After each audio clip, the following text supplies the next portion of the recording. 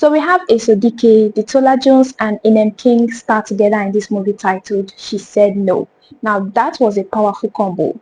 Now let me ask, was this movie worth watching? Did it give us that wow factor or was it yet another forgettable narrative? So the storyline follows Akintunde, played by Eso Dike, a confident business development strategist who thinks he has everything figured out, until his perfect marriage proposal is publicly rejected, not because of love, but because of his personality, especially his failure to listen. The fallout then takes a toll on both his career and personal life, eventually triggering a speech disorder. Now, will he bounce back on his feet or really watch everything he's worked hard for crumble? So She Said No is currently showing on Omoni Oboli TV on YouTube, movie directed by Mo Fakorede. Hope I pronounced that well. Now the narrative wasn't too predictable and the story was actually a nice one. It was sort of like a character-based story that followed the character Akintunde and his journey of self-development where he had his best friend Amy. She was basically his confidant and she also helped him. She played a pivotal role in helping him grow and also fixing his personality. Now speaking of the duo Akin and Ini, honestly speaking there's a lot to say about those two characters.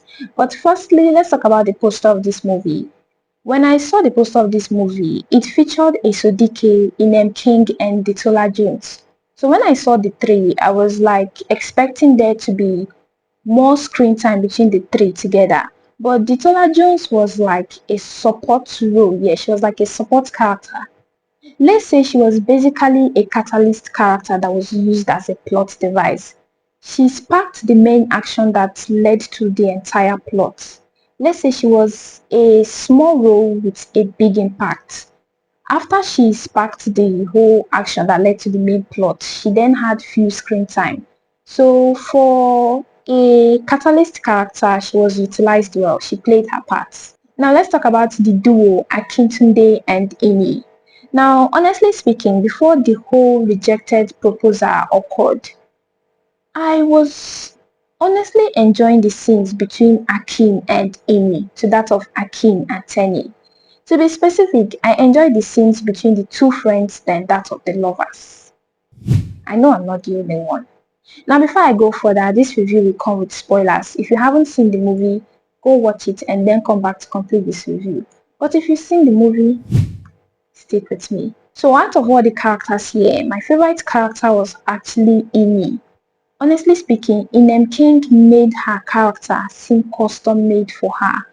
And honestly speaking, the connection between she and Eso Dike was electric. Like, there was a visible natural ease between the two. The on-screen connection was like, it was given 100%.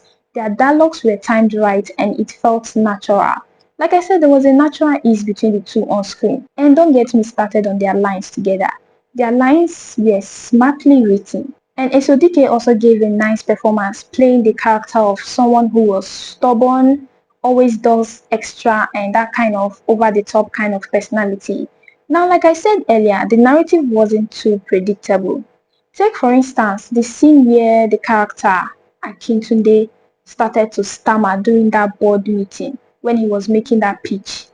Like, I didn't see that coming. The whole speech disorder of a thing, I didn't see that coming.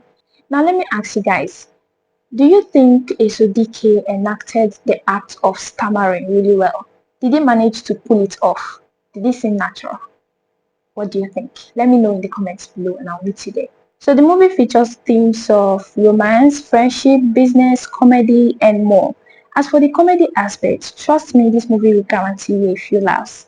Especially during the scenes between Akin and Ini. Their lines together will crack you up. Then as for the business aspect, the authenticity put into the business aspect was actually praiseworthy. The board meetings, the business ideas and pitches, the presentations were all looking authentic. Support roles like Taiwo Familoni, who played the character of Mr. Kolade, was utilized well. And I also love the lady who played the character of the therapist. I loved her manner of articulation. It was a good fit for someone playing the role of a therapist. And as for the music and sound designs, it was really giving. It complemented the movie a lot. One thing with Omoni Oboli movies is that her movies tend to come with the most unique and suitable sounds that help to complement her movie. It sets the tone and mood for a movie. So shout out to Fisayo Adefolaju for the music and the sound design. It was giving. Cinematography too was giving and the lighting was steady. It didn't flicker at all. The camera angles too were also good. Take for example the wide shot of location. It was giving. Shout out to David Adewale for the cinematography. And the movie had a duration of 1 hour and 38 minutes. The pacing was alright and it was directed well. The narrative didn't at all take time to build up.